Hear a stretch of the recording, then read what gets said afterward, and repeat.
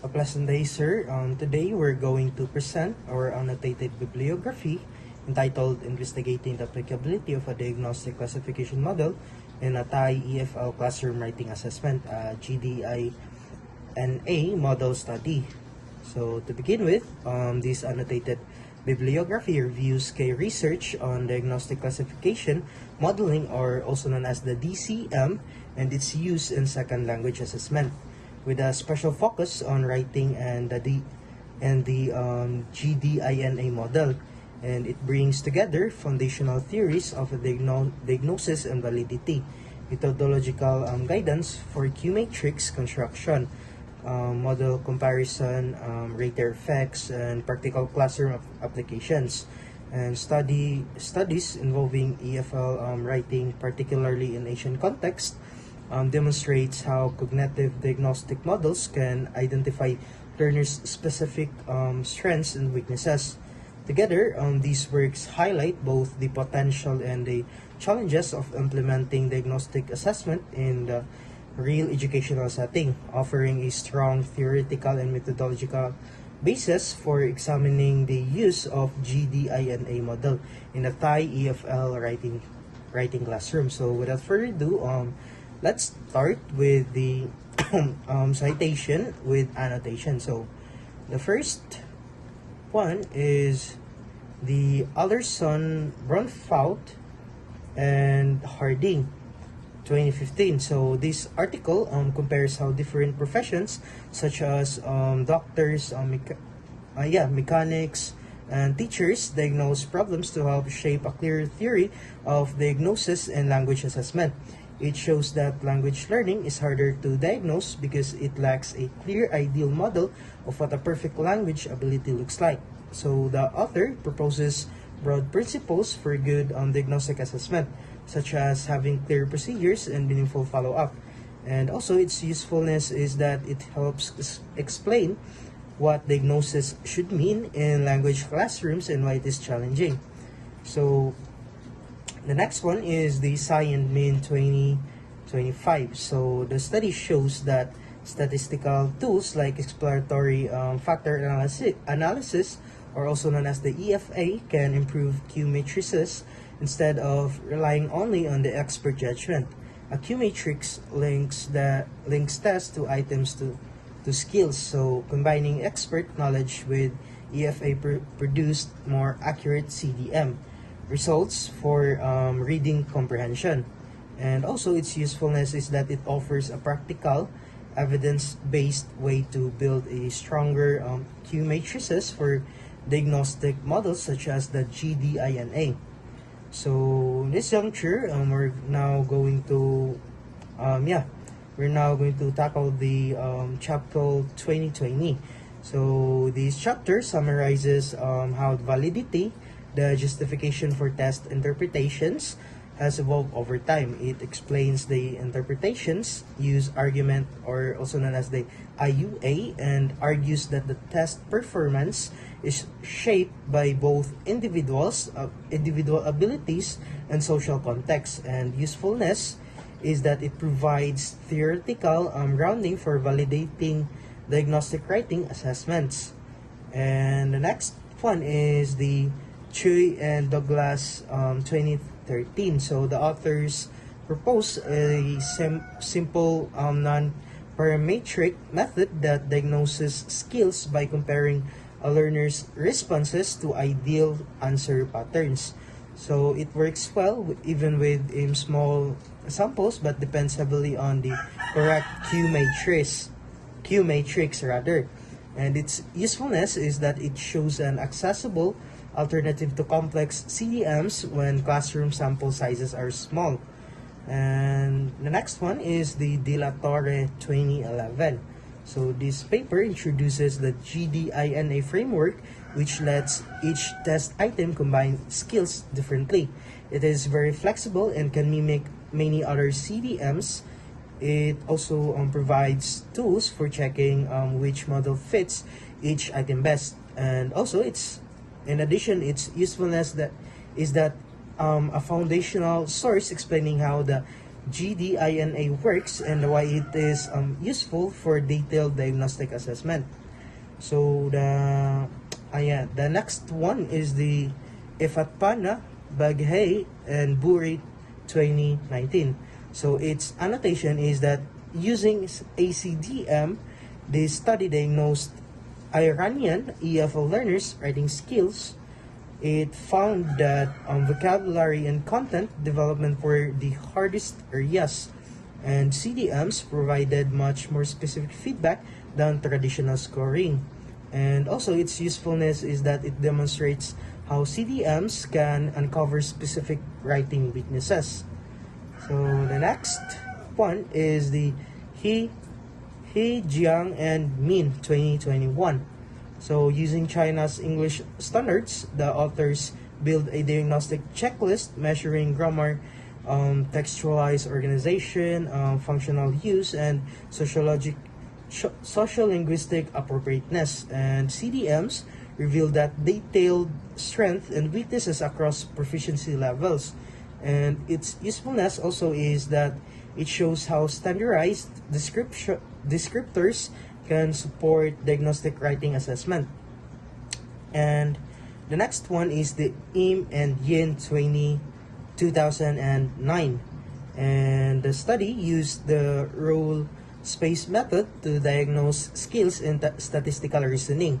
Students with similar total scores sometimes have a very different strength and weaknesses. And also its usefulness is that it illustrates why diagnostic models can give more useful information than total scores. So that would be all for my part, and now I'm going to give the floor to the next presenter. So thank you for listening. Thank you, Rodney.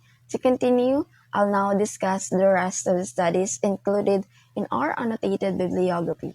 I'll explain each one in simple so we can clearly see their main contributions to diagnostic writing assessment.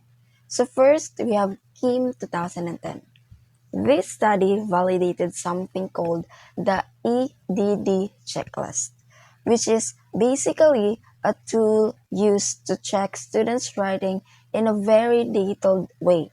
So instead of only giving one score, the checklist separates writing into 5 areas, such as content, organization, grammar, vocabulary, and mechanics.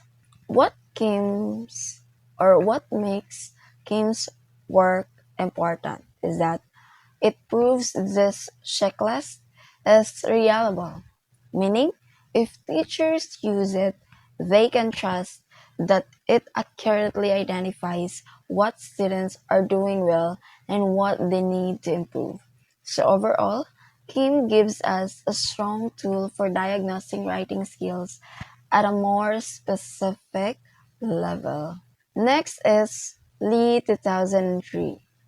This study used an LCDM framework, which sounds complicated, right?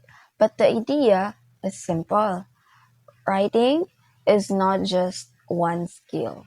It's made up of different parts that interact with each other.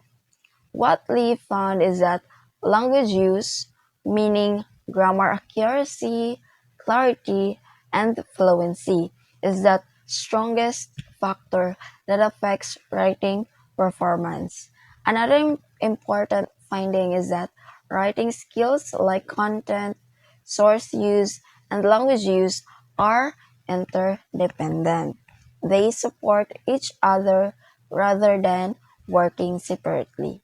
In other words, improving one area can strengthen another. So this study reminds us that writing is a connected process. Moving on, we have Li Wang and She, 2020. This study is very interesting because it highlights a problem we often forget: rater variability. We assume teachers or scorers give consistent scores, but that's not always true.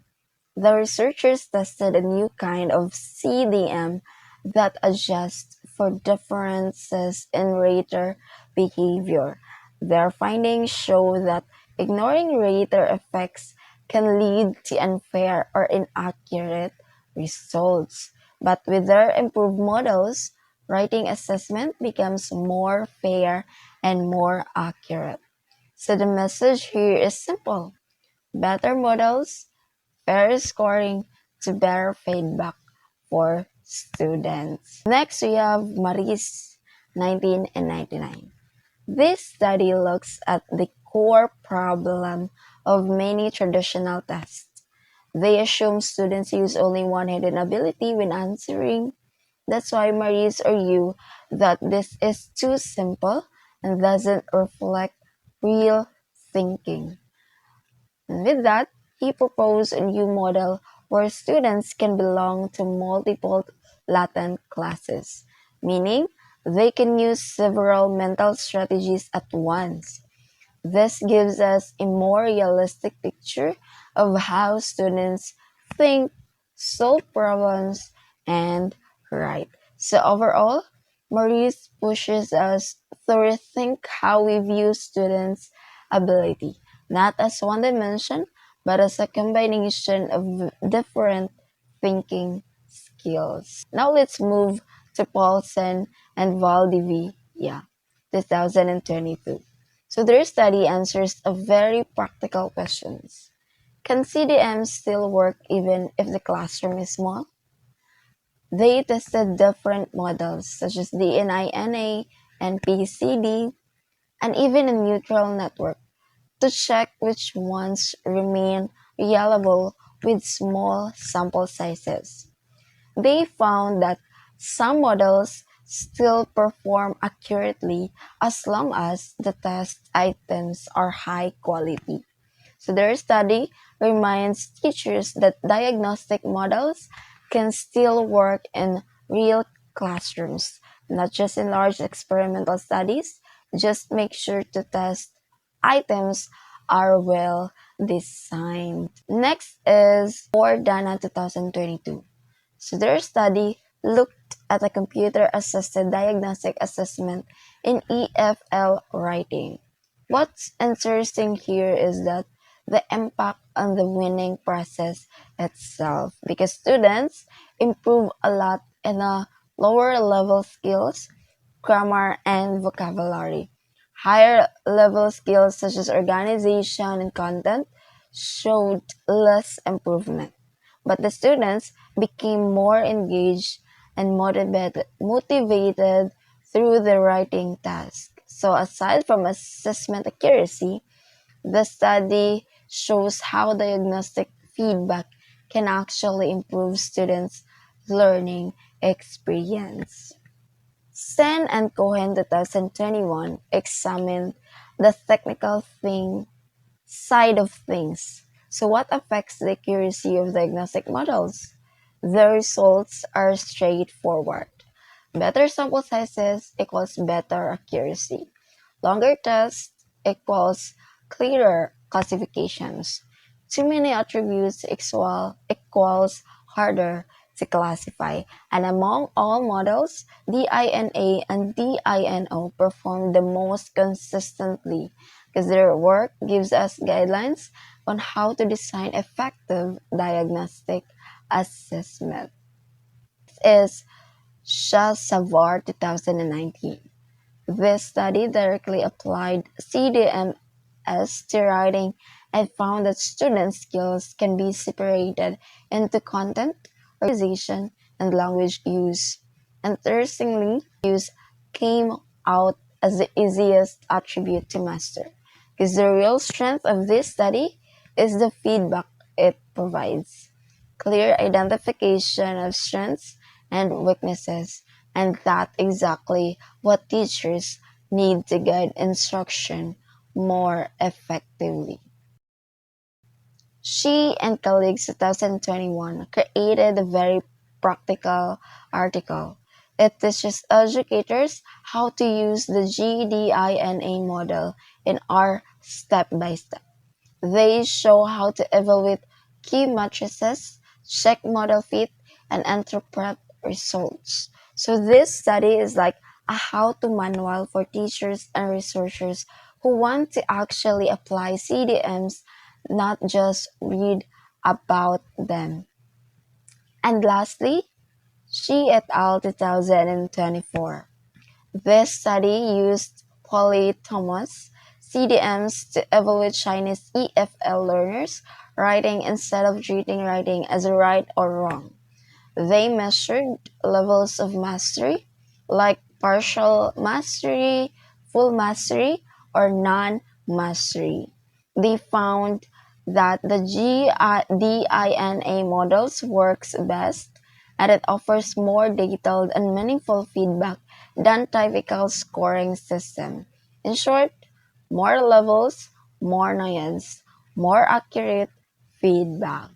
So, to wrap all these studies, they consistently show one message: writing is complex, and students deserve feedback that reflects the complexity.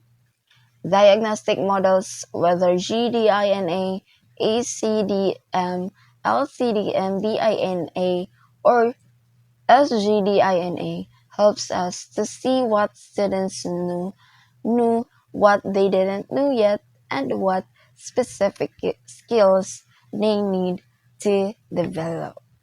And I guess that would be for our presentation. Thank you so much.